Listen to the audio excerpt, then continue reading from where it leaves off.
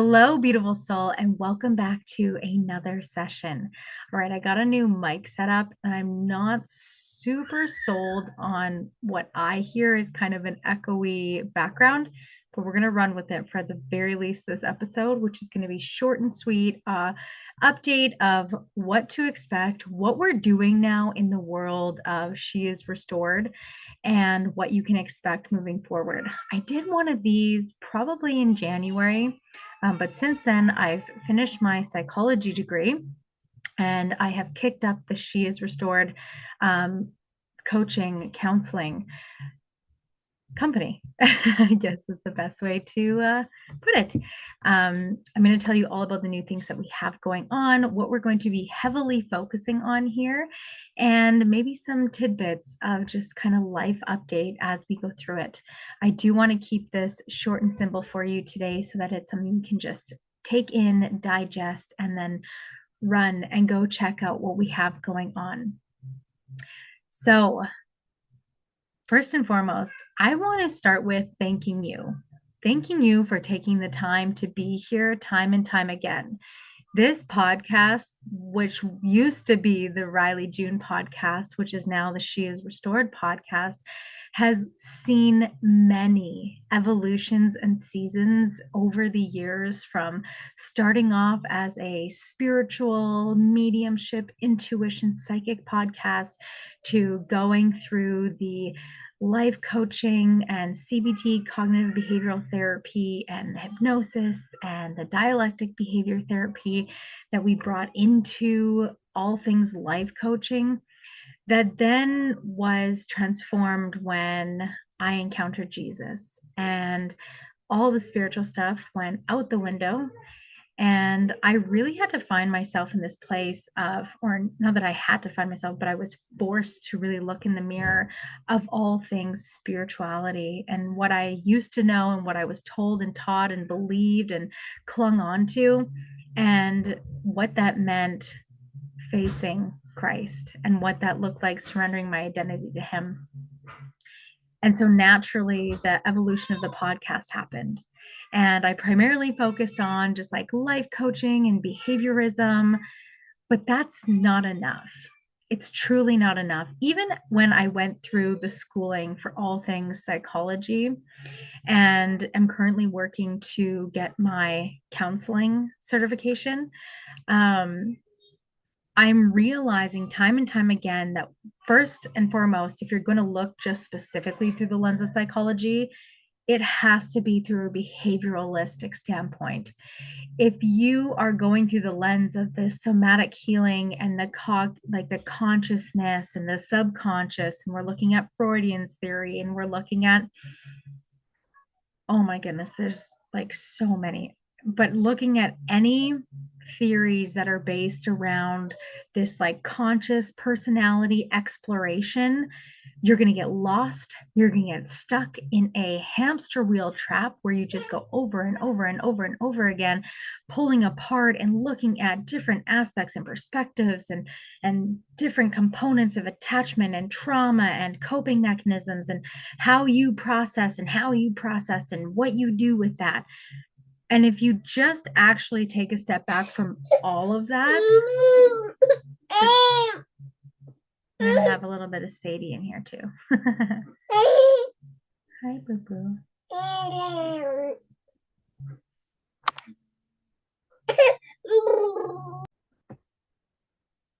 All right, we are back. We just had to do a little night-night routine. But just kicking back into what I was saying, if you look at habits and behaviors and navigating your psychological, emotional trauma from the lens of purely habits, you can create really great success in your life, in whatever success is determined for you. Some people it's in career building, some people it's home life building, it's in health, it's in finances, it's in relationships, in boundaries. You can create really great success for yourself through habits alone. But the one thing you can never create through habits is peace. And as I look through psychology and going through the schooling, and I look through all the things with spirituality and doing that for 6 years, it just became so abundantly clear that we ourselves cannot create peace, that peace has to come from something beyond our own understanding. And coming to Christ, that was one of the things that I not only felt, experienced, and then had the revelations through what was revealed in the Bible. And it just made so much sense. Anyone who goes to therapy of any kind for dealing with and navigating daily personal struggles or life traumas or childhood traumas or current traumas, or anxiety or depression, you're always going to find yourself in the same trap where you figure or you become aware of something, and then you navigate it and you dig it apart, and you just look at all the angles and you look at all the icebergs and you figure out where you're at, and how it's been a catalyst to you becoming who you are and how you behave today. And you could just solely look at changing your behaviors to move forward from that, but you're never really going to move forward because you don't have a peace beyond your understanding, because you don't understand that in order to forgive anyone who's hurt you, or even yourself, if you're the one who's created a lot of self-inflicted trauma, even if it was self-sabotage because of past trauma from someone else or something else, you won't be able to not only have the peace, but you won't be able to understand that you can forgive others, including yourself, because you yourself are forgiven from a good, good Father, a good, wonderful, divine, omnipresent, omnipotent God. And that was such a huge thing for me to realize. And then going through what is a very liberalized education with psychology, and just seeing that there's this heavy emphasis on acceptance and um, affirmation and like informed consent. And though I'm not knocking or disregarding those things as they are in partiality, like there is room for those things, if we're always just affirming and accepting where we're at and what we're doing, then there's actually never really a means for you to change. There's no incentive to change because you're as good as you are as you are. And so why would you change? And then you just kind of fall into this trap of accepting who you are as you are and what you're doing. And then you what? Just keep doing more of that? Whereas if we can recognize that we're actually not worthy of the forgiveness that we are given and granted and offered through the mercy of God and the grace of God, and we look at the things that we are doing and you look at it in its totality, where it's like, okay, it's not about being a good person. And it's not about works alone that helps us to become transformed. It's our faith in Christ and what he did on the cross. And through that, God gives us the grace to then be like, hey, I'm actually not doing really well with health, with finances, with falling short on my habits, with the way that I talk to other people, with the way that I talk to myself. I actually judge quite a lot. I don't temper my tongue. I find myself chasing this envy and this jealousy of other people's lives. And so I try to find a way to bring that into my own life, where I sit in bitterness because I'm not where so and so is. And it's when we're able to sit with that, we can also realize that I don't actually have to pull all my trauma apart. One of the things that became very clear to me when I was exiting the spirituality world and coming into the very infant beginning stages of figuring out who I am in Christ. And I wouldn't ever say that I think I'll ever find that in its total, like in a full picture diagram, like this is exactly who I am, other than a daughter of the High King. It was very clear that I didn't have to keep pulling apart trauma anymore. I didn't have to keep pulling apart my personality anymore. I didn't have to know what stars created what for me, and why I have these habits, tendencies, and behaviors and these coping mechanisms, and this lack of boundary here and these heavy boundaries here, and why I did restrictive this here and not restrictive that there. I didn't need to do that anymore. And the good news is neither do you. And that's one of the most incredible things that we get to sit with as Christians, whether you're just learning about Jesus, you're discovering him and what that relationship looks like. You're submitting to him, you're submitting to the Bible, you're maybe not new to your walk with Christ. Maybe you've been on it for a while, but you kind of feel like you've lost your way. One of the things that I really see a lot of is burnt out mothers, exhausted, anxious mothers who are so tapped out that the enemy has actually just exhausted them so much that they start to pull away from their faith. Maybe that's where you're at right now when you're coming across this. So, behaviors alone, yes, you can make some really great changes, but it's actually just replacing other tendencies and habits that are rooted in trauma. Not that you also can't create a sense of healing, but you'll never have peace or grace at the core of whatever it is that you're doing. So, you'll always be chasing something. Whereas the beautiful thing about walking in your relationship with Christ is you don't have to chase anything, and all habits then are created as you were in his image. You start to really ask yourself with everything that you're doing, am I doing this for vanity? Am I doing this because of jealousy or envy? Am I doing this because I'm chasing something or someone other than Jesus? And you'll figure out really quickly if you have any sense of self-awareness, even if you're just developing it, because it'll be very clear to you. See, our God is a God of clarity. He's not a confusing God. And so when you feel confused about something, it's not because you're listening to God. It's because you're listening to the enemy. And sometimes we don't realize that even in a more mature state of walking with Jesus, that there's still factions of us that will cling to the enemy. Maybe you feel like you've got it locked down in terms of like praying over things and submitting uncontrollable circumstances to God when you just find yourself in them. Or maybe with your health you feel really dialed in, maybe with your relationships you feel really dialed in, and then you come to your finances and they're not necessarily enough of a mess to think, ooh, I got to really look at this. But then there's little things of like hoarding or controlling or not trusting or withholding or overgiving or overspending, where you're like, there's something here that I'm actually not submitting to him. And so we need behaviors, we need behaviorism, but we need Jesus at the core of everything that we do.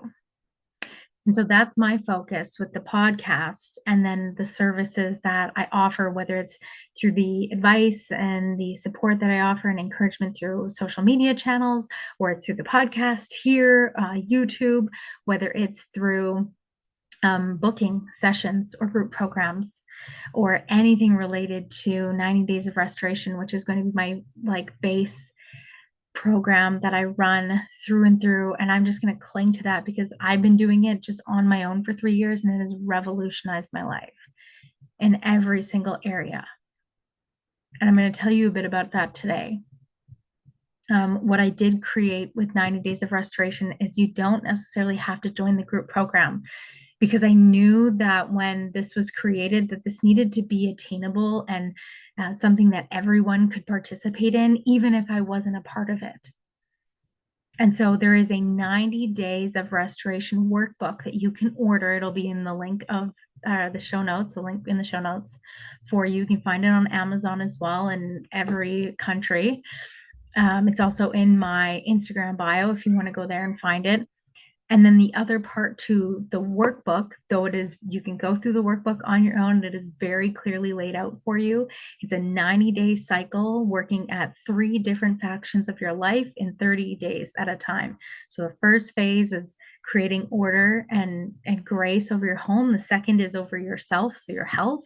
And then the third is the mental component. It's your faith journey, where we really get to take a deeper look at this. In some cycles, the whole point is just to keep repeating it. Every 90 days, you just look at that one focus for each one of those phases.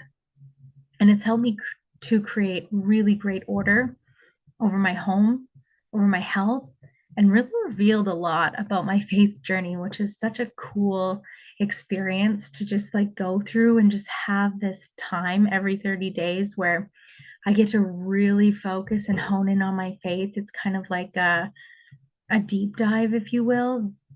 And you don't have to be some super aware person to have really great revelations and breakthroughs. And women who've gone through this program before, because I started offering it 2.5 years ago before I went back to school. And then I took a break from everything in life, went back to school to get my psychology degree. And now I'm on the other side of it. And I'm like, no, that was it. Like, that was the thing. We look at habits and behaviors. There's a primary heavy focus on it, and it's all rooted in Jesus Christ. It's all rooted in scripture. It's all rooted in really submitting our identity to Him and simplifying our lives. There's so many things out there to focus on constantly. And if you're anything like me, you're probably exhausted. You're probably exhausted of getting all the advice on the internet all the time about all the things you need to change, you need to work at. And this process simplifies everything. And it focuses and looks at the very things that you feel stuck and in chaos with: your home, yourself and health, and your journey with your faith, your walk with Christ. And all other things fall into such great alignment in that place because you're doing it with the focus of becoming more and more involved in your relationship with Jesus. So it's a really awesome experience to go through it. So you can do the workbook, and it is fully laid out with all the instructions in it, and you can follow it and you can double in on it all on your own at home. Or you can join the program where I send you a workbook and we go through 90 days together as a group, and you get all the encouragement and the support, and any questions you have, you get the counseling support around that. And there's a wonderful Facebook group where if you have any questions, you can share all the things that you're learning and that you're questioning and that you're confused with as you go through to select your one thing you focus on for each month with a group of people, which is really awesome. So that is the bread and butter. You can find everything that I do and everything that I'm focusing in on right now at Traditional Christian Counseling with 1L.ca. And it'll have all the services and the programs and all the things, and even some really fun and exciting programs and services to come. So one of the things that I am going to be integrating into my practice is having a naturopath, like a nutritionist, come on to be able to send you for labs. So when we are really doubling in on that health component, you can actually go and have the testing done and get the specified results and information that's tailored directly to you about where you're at, so you can know what's going on in your body instead of being like, okay, for this 30 days, I'm going on a diet. Well, it might not be a diet thing that you need. Most times it's not. It might actually just be that you need more nutrients. Maybe there's something that you're eating that's actually causing a lot of the brain fog and inflammation in your body. And so for 30 days, you just like, we're going to remove that one thing. And so you get that consult and that support through the service. So I'm working out bringing on a practitioner to be able to help us with that. And I'm really excited about that service to come. But in the meantime, we have the 90 Days of Restoration group program. We have the segregated workbook. If you want to just grab one for yourself on Amazon and go at it at home and tag me in it. And if you have questions, don't hesitate to reach out to me at _she_is_restored on Instagram. And we also have the one-on-one counseling sessions. So you can jump into a 90-minute call with me there, and we can really look at what's going on in your life, and we can create a plan of action for you. And then there's a 15 text messaging follow-up that we do together just for a check-in to see how you're doing, and if you need any encouragement or you need any support or whatever that might look like. So you get that within the 30 days following your 60-minute session. This is something that I just feel so lit up about. Leaving the spiritual community and ideologies that are just so heavily rooted in basically re-traumatizing yourself because you're becoming your own savior And so when you have to be your own savior, then you have to be the decision maker, and you have to be the warrior, and you have to be the catalyst for all things, and you have to be the cheerleader, where it's like you can remove all of that by coming to Jesus and recognizing that he is all those things for you. So for my burnt out moms, or my heavily anxious moms, or my moms in postpartum, or my moms who are facing depression, or my moms are just in a season of change in their life, in whatever season you're in, my ladies, maybe you're chasing the idea of finding someone or getting married or starting your family. Maybe you're building a career at this point in your life and you don't really know what to do next because your whole identity has become your career. These things can so easily become our idols if we're not submitting to a God who loves us so deeply and knows that our end and our beginning is not rooted in the things that we chase temporarily in each season of our lives. Because one day you live the life of what you've prayed for, and then what? Well, there's another goal to reach for, there's another marker to strive for, another ladder to climb. And though those things are good, and though those things are beneficial, if you want to create anything in your life, even if it's just for like hobby purposes, interests that you want to play around with and have fun with, we need something that we are rooted in that helps remind us that that's not who we are. You know, I look at my daughter, she sings and she has this wonderful music talent. And a lot of her identity currently is very rooted and revolves around that gift that God gave her. And so a lot of times the recognition that God gave her this gift is really a miss. And I looked at her one day and I said, what would you do if you didn't have this talent anymore? Who would you be? And she kind of just looked at me and said, well, I don't know. As if she never considered that that talent could maybe get taken away from her. Get arthritis in your hands, you break your wrists, something happens with your voice box, or God forbid, hopefully not, but you get cancer, something that impacts your throat, something that impacts your ability to sing, something that impacts your ability to play, something happens to your shoulder or your back so you can't play the piano or play the guitar anymore. And not that this is like you should be rooted in the fear of losing the thing that you've been gifted to be able to do. No, no, no, no.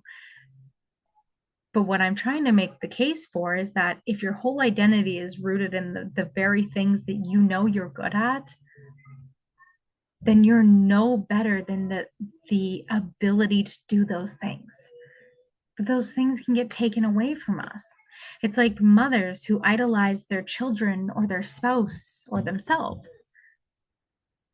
One day we won't wake up, and that's a reality. One day something may happen to our children, and God forbid I never pray that over anybody's life. And I don't want anyone to walk away from this thinking like, oh wow, like I might lose my kids or myself or my health or my house or my spouse or my life. No, no, no, no.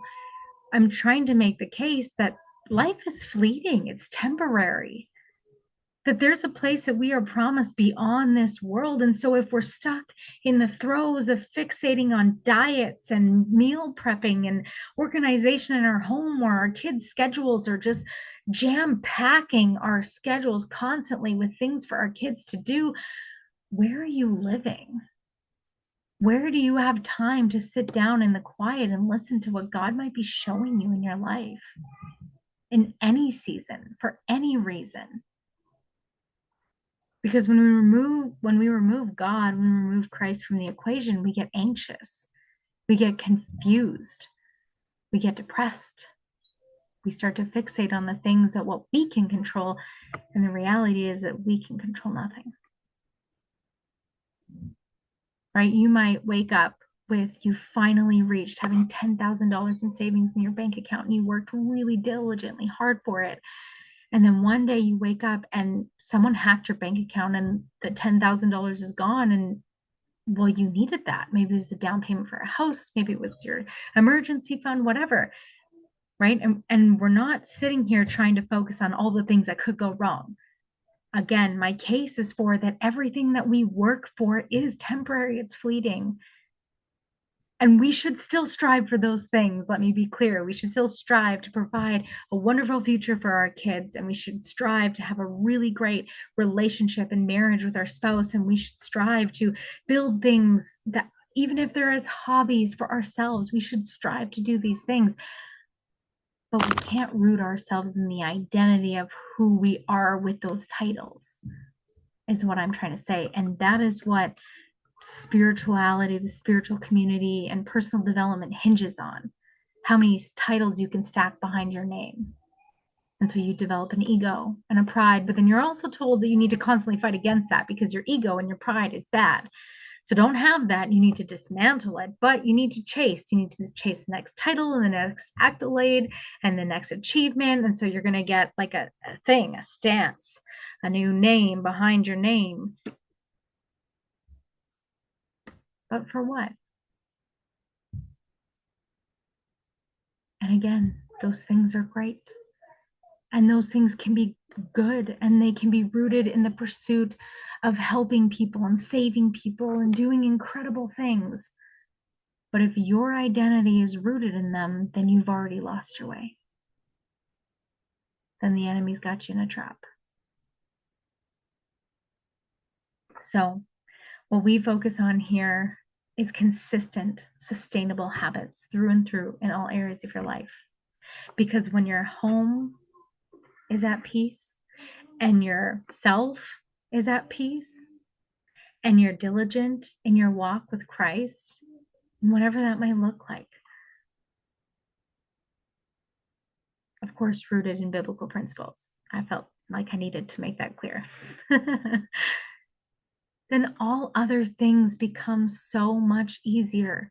It doesn't matter if your business takes off or your hobby takes off or your relationship takes a while to repair or restore, or your kids take a while to get to wherever they're going, or whatever it is that you're looking to achieve and attain. It doesn't matter how long it takes. It doesn't matter what it takes, because you get to do those things in the push and the pulls of life, in the throes of life, and you get to experience the struggles and the challenges and the highs and the lows, but you don't lose your peace in it.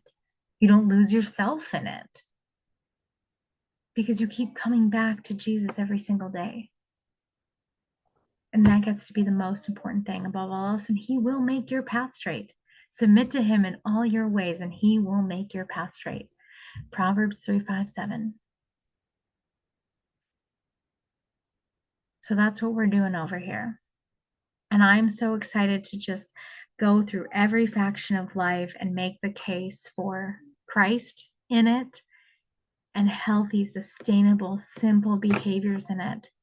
And behaviors and habits that support your life, support where you're at and what you're striving for.